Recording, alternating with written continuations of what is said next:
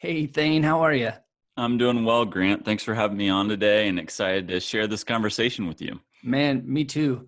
It's really hard to kind of share with my listeners what we're going to be talking about because there's so much that we're going to be talking about in the next half an hour, and there's so many things that you've done life after professional golf within the last 5 years. So there's going to be tons of things we're going to talk about as far as what you're doing with your online training and how you're impacting people and your podcast and your books, and man, the list goes on. So I'm really excited to have you on my show.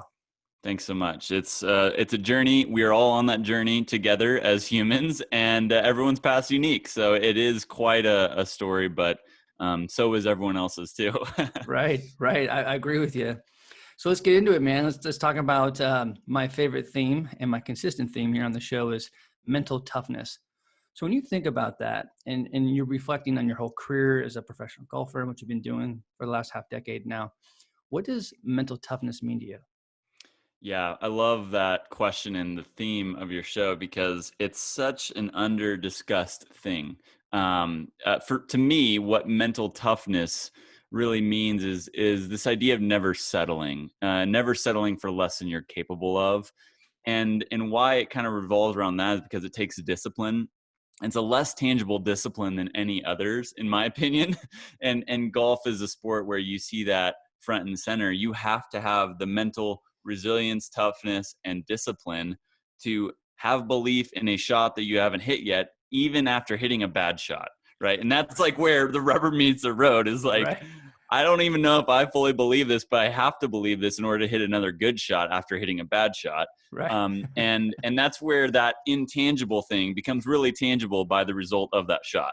So Exactly. I think it's all about never settling for less than you're capable of, which is ultimately discipline.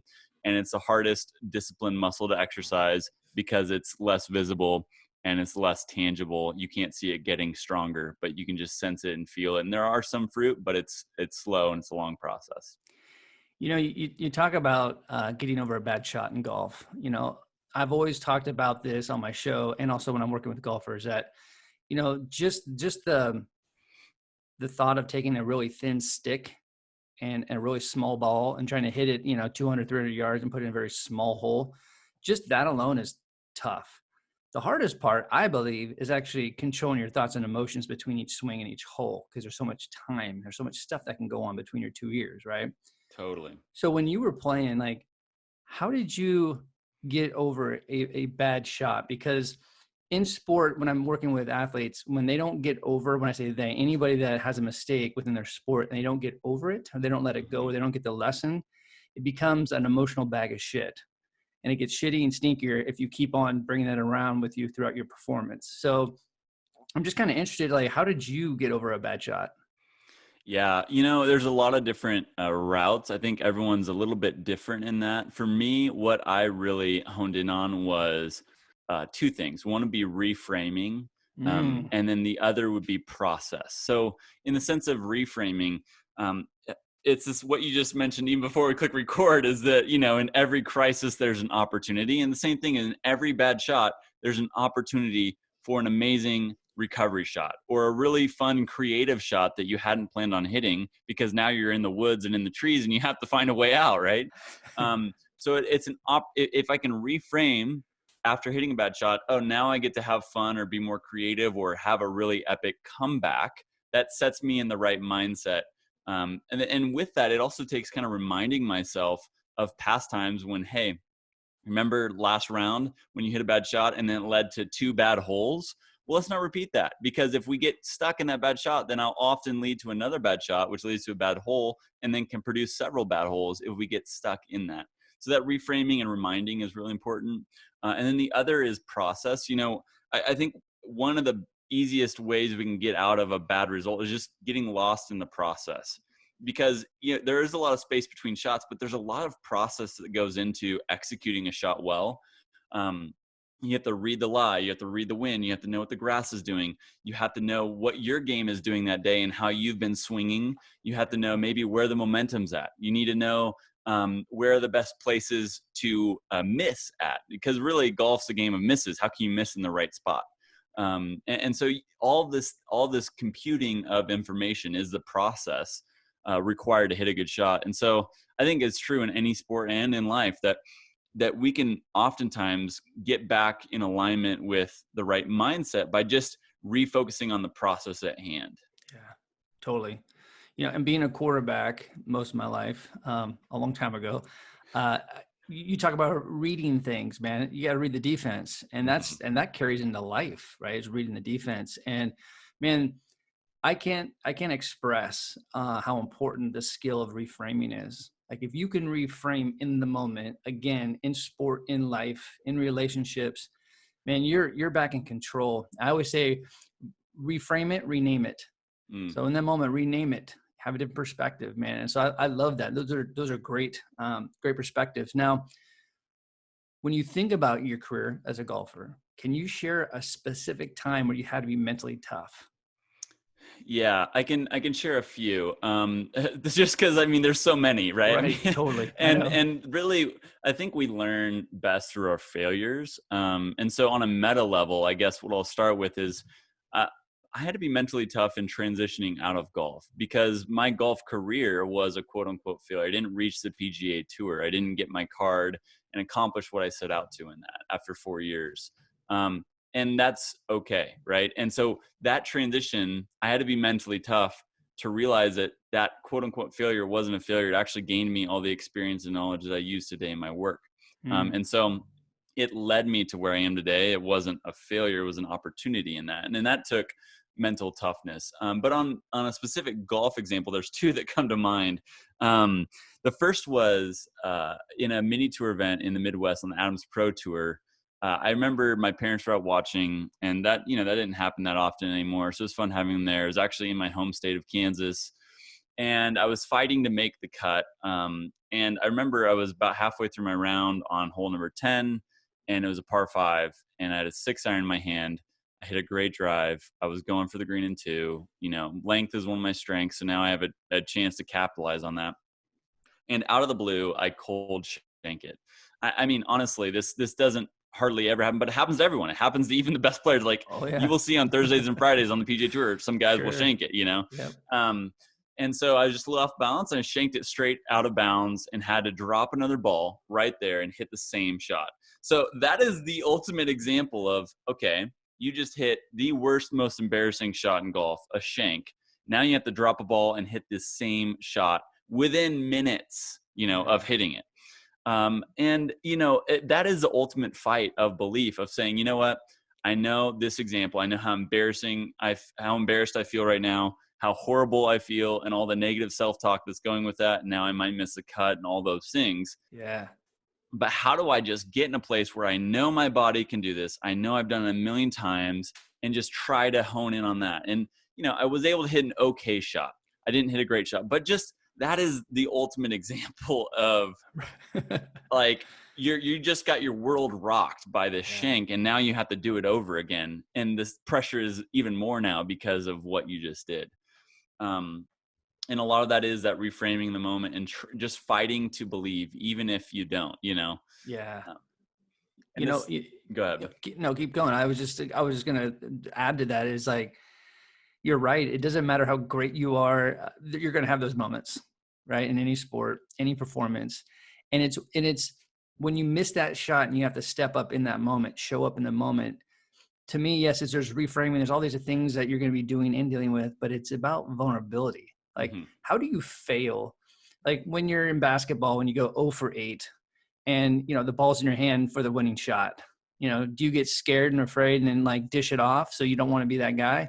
Or do Hmm. you step up and show up in the moment and trust yourself and trust your training? Because eventually, just like in golf, the ball, you're going to hit the ball in the direction that you want it. It's going to go in the hole. But Yeah, but you got to trust that in the moment, and it's hard. it But is. if you can show up in the moment and be vulnerable with your play, and there it is. No, that's 100% it. And you know what that speaks to is the underlying fears that drive us. And as you've mentioned already, that fear of failure, it stems from the fear of other people, right? The fear of failure is ultimately the fear of what other people think of you when you fail. That's what the fear of failure is. And Right. so by understanding that we have to be vulnerable and courageous and saying, look, I'm going to be 100% me and own 100% of my results, and accept that, and I'm not going to care what other people think of that. That's a lot of the process in overcoming those fears of failure, is overcoming the fear of what other people think of you. And we all face that as human beings. We all want to play this comparison game of like better than, worse than, and Right. sports highlights that because you reward the results. And there needs to be winners, there needs to be losers. That's part of the game. Right. But we associate so much of our identity with what we do instead of who we are. And that's where we get in trouble, because this fear of failure, this fear of loss of identity.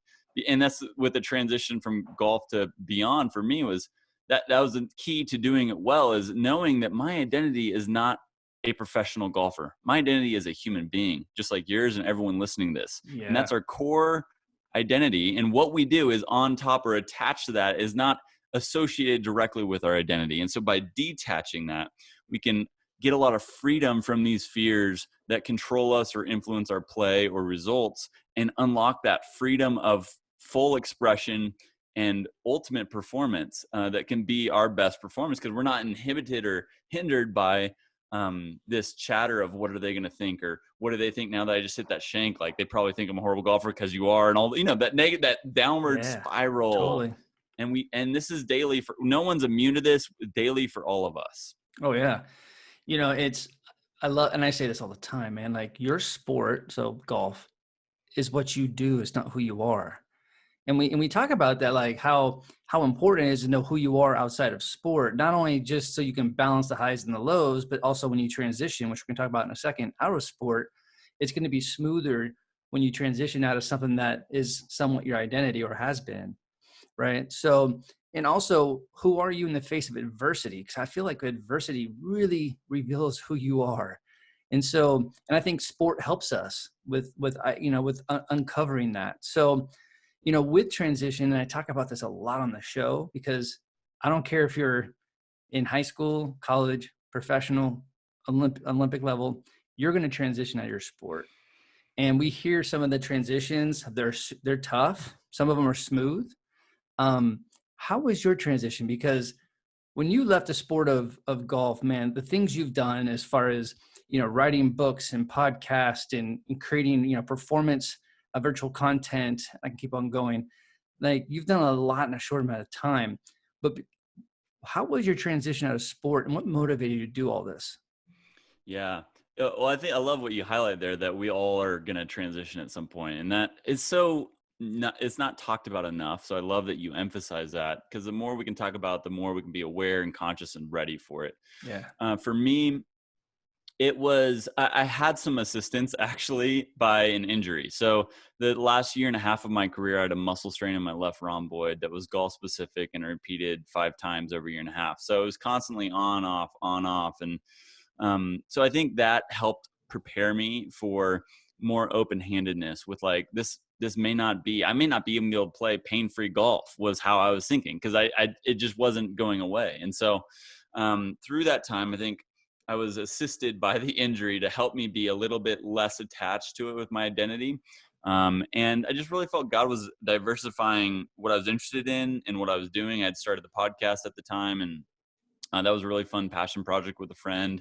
And I was kind of on this path of self-discovery, of understanding myself. And as I was deciding, I decided originally with my investors to go for 3.5 years and then reevaluate. And so I'd reached that point.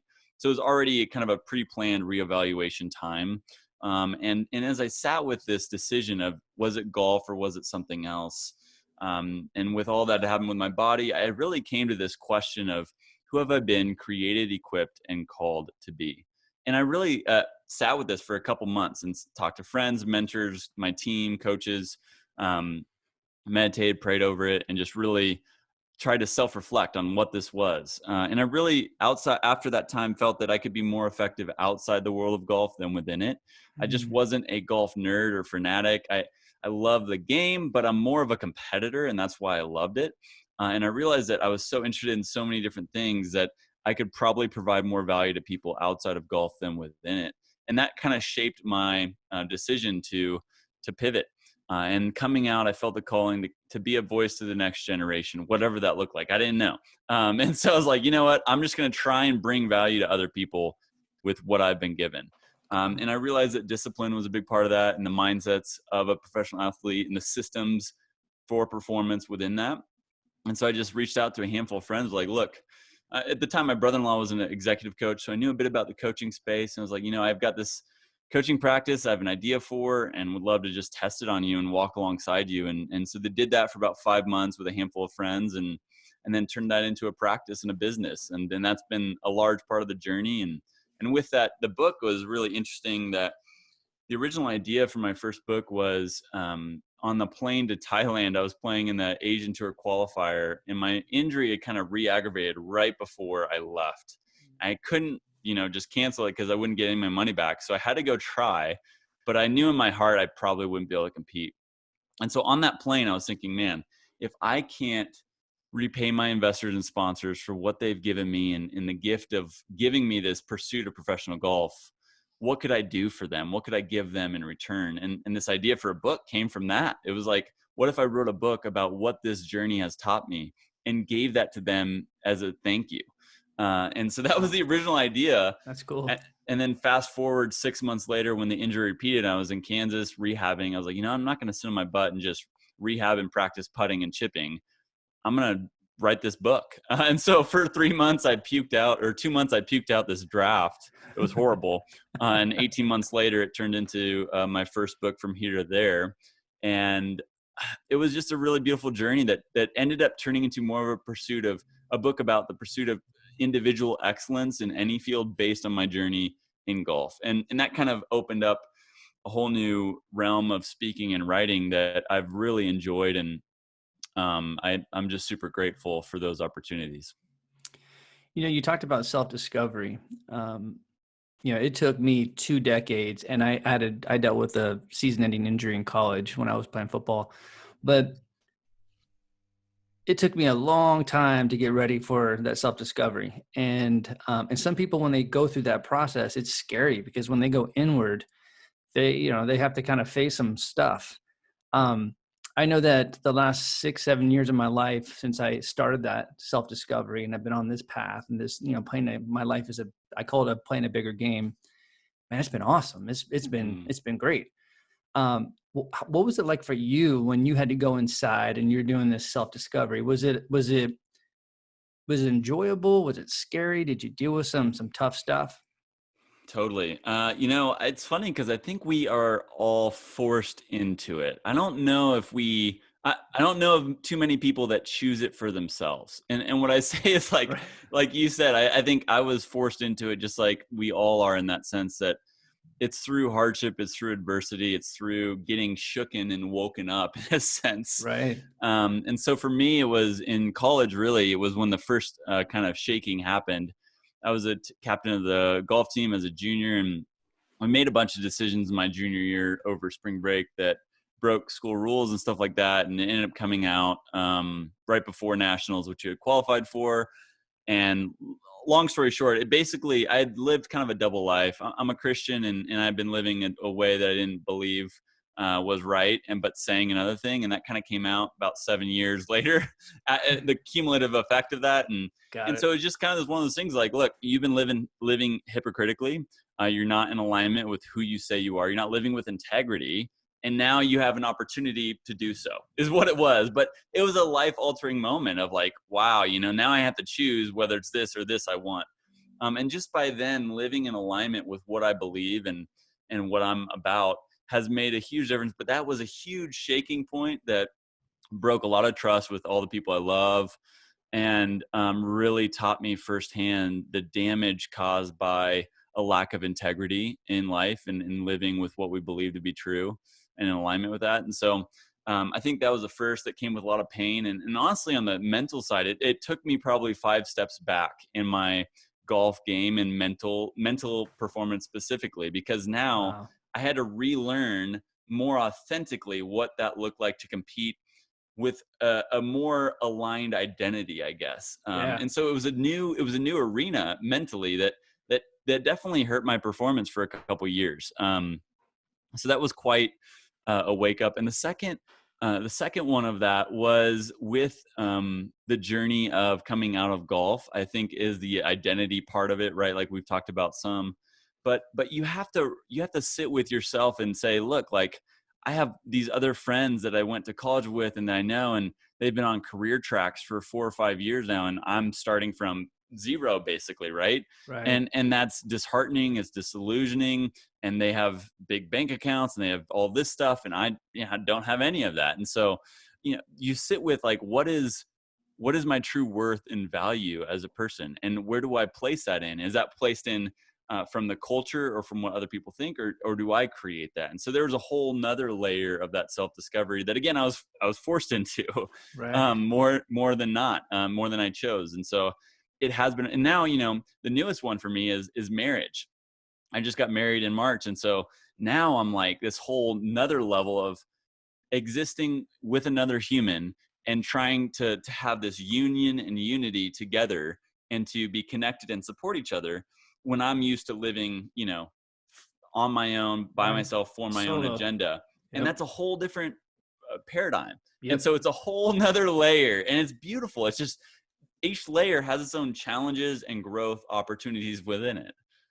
Man, I love that, man. Like the whole the self-discovery process, you're right. Like we're forced in. There's certain things that happen that like kind of jar us or wake us up.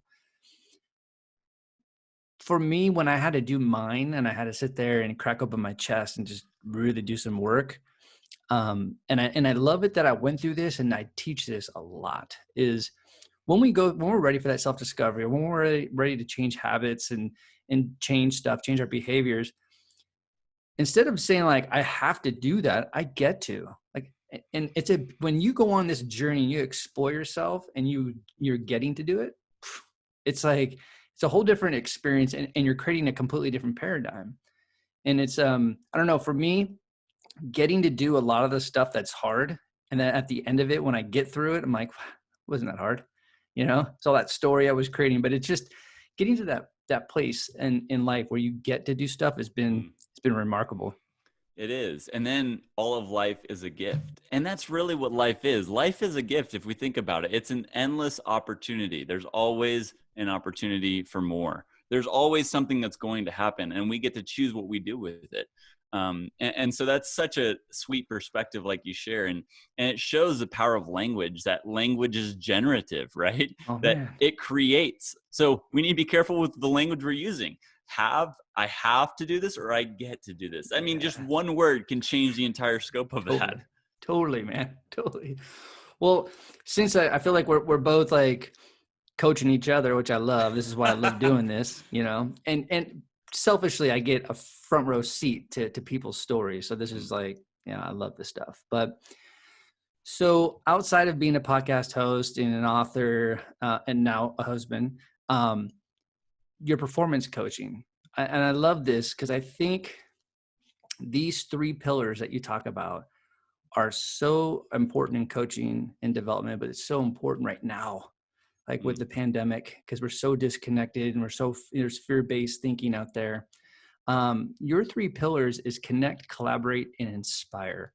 Can you elaborate on that a little bit and kind of share with my listeners, like why those are your three pillars? Totally. It really came coming out of golf. Like, what is like the core of what I want this new work and brand identity to be? When I was working on that, like, identity work is what it often is. If you work in branding or anything, there's identity work, and Right. it's kind of interesting, the language that's used. It's kind of what it is. Yeah. And I realized that, like, that's what I want this to be all about. It's connecting with other people like you, or the people listening. It's collaborating and doing work together, and then it's ultimately inspiring by the results that come from that, is by living a life worthy of inspiration. And so what I love about that is it's a connecting thing, in the sense that it can't be done by myself. I can't do it. I have to have other people. There has to be other people involved for that to be accomplished. We can't connect, collaborate, or inspire on our own. Oftentimes we think we can inspire on our own, but we can't. The bootstrapping myth is a myth. You can't pull yourself up by your own bootstraps. We have to have other people helping Right. us to get anything accomplished. I mean, I think the quote that I share the most when I talk on interviews is just that Bill Simon said, "I was born on third base and thought I hit a triple." And I love that quote. I think it just is my story, in the sense that, look, I didn't get to choose where I was born, the family I was born into, the opportunities I was given, the time in the world that I was born. Um, I was gifted all of that, and my responsibility is what I steward or do with that. Yeah. And so, for us to think that we can accomplish things on our own or be a self-made man or whatever, those are just naive and foolish. We have to have other people that we work with, that we collaborate with, that we connect with, to bring out that inspiration. I love it, man. I love it. Now I'm going to give you some space here to do a little marketing campaign, brand commercial, if you will. Just share with my listeners, just your podcast, what it's all about, your books, your company. I want them to get more familiar with what you're doing and what you have been doing. Thank you. Yeah, the Up and Comer Show is a podcast. It's all about the process of being an up and comer and learning how to live a good life, which we believe takes living with intentionality, a reason why. And it's living in the spaces of tension and doing that well. So we do long form interviews as well. And you can find more on the Up and Comer Show at theupandcomershow.com. And that's been a really fun 4-year journey. Cool. As you know, podcasts are just a great medium. Oh, yeah. And then all the other stuff I do is at thanemarcus.com. That's the headquarters for all I do. And the books, I've got 2 out now. The second one's Catalyst for Hope. And I've been offering it for free on my website, just because I think this year hope is an essential element, and there's way more hopelessness than ever before. So I just want people to have that as a resource. And that's thanemarcus.com/hope. But the thing that I'm probably most excited about right now is Thane Marcus Academy, as I'm calling it, which is my 2 online courses that are coming out, and probably by the time this airs will be out, on developing discipline and on growing self-awareness. They're both 8-week courses that will help people do just that. They're simple but practical and applicable processes and tools for people to grow in those 2 arenas that I really believe are the core competencies for self-leaders. And really what I'm all about is generating more self-leaders for me and for others. Like, I need to start with me first, right? If I'm not leading myself well, then I can't lead others well. And that's why self-leadership is the number 1 priority. And I think the 2 core competencies of that are awareness, self-awareness, being able to know what we need to take ownership for. If we can't even be aware of what we need to take ownership for, or what we're not taking ownership for, then we won't be able to do that. And discipline, obviously, our default in life is taking the path of least resistance. We will always default going downstream. Oh, yeah, totally. We all do it. So to go upstream, we have to have effort and intention, meaning discipline. That's the only way we go upstream. We have to choose to go upstream and then make the effort to start rowing. Exactly. And so discipline is just a non-negotiable. And so I'm just all about that. And I really want to encourage and empower others to keep moving forward and embracing that as well. Beautiful. And what about social media? Where can they reach you on social media? At Thane Marcus on the socials, or at Up and Comer Show as a podcast. But yeah, I'd love to have people connect on there, and pretty active on Twitter and Instagram, or LinkedIn, I guess. There you go. Cool. Well, before we sign off here, I love this question, and I say this all the time, just because, when we reflect on our career and our experiences, that's where we grow. And when you think about reflecting on your whole career, as an athlete, as a coach, what do you think you've learned the most about yourself? That I get so wrapped up in the thing itself that I often miss the people involved. And so I think the thing that I have to work on the most is understanding that people are more important than whatever the thing it is. And so I just want to make space to really value other people and care and support and connect with them along the way, even in the busyness of life, because busyness is no excuse for anything. We choose that. So I want to choose to not be busy. I want to choose to be present. And that's a hard thing. It's still a hard thing for me. And so I think when I look back and I think about the journey of golf and my whole life, the thing that's been the most impactful is the people that have filled my life. And I want to be an impactful person. So that means I need to be present with the people in my life. I love it, man. It's, if you want to be present, you want to be in the here and now, or the now, you got to train it. It doesn't, there's no switch. There is actually, you can create a mental switch to get present, but you got to train it. and also being in service, man. Like I can feel your energy towards that, within that role. And I think that, to me, the best role in the whole world, I don't care, CEO, quarterback, caddy, I don't care what, it's being in service. When you're in service and you're present to it, talk about like feeling a frequency. It's a beautiful thing. So Thane, man, thank you so much for being on my show, man. This is great, man. And you've got an awesome mind and awesome heart, and I really appreciate what you're doing. And hopefully we can have you on the show, and when you write your next book. Thanks, Grant. It's been a lot of fun, and I definitely see a lot of symmetry. And it's just fun to be alongside others who are doing the work and on the journey. So it's been a pleasure. Beautiful. Thanks, man. Cheers.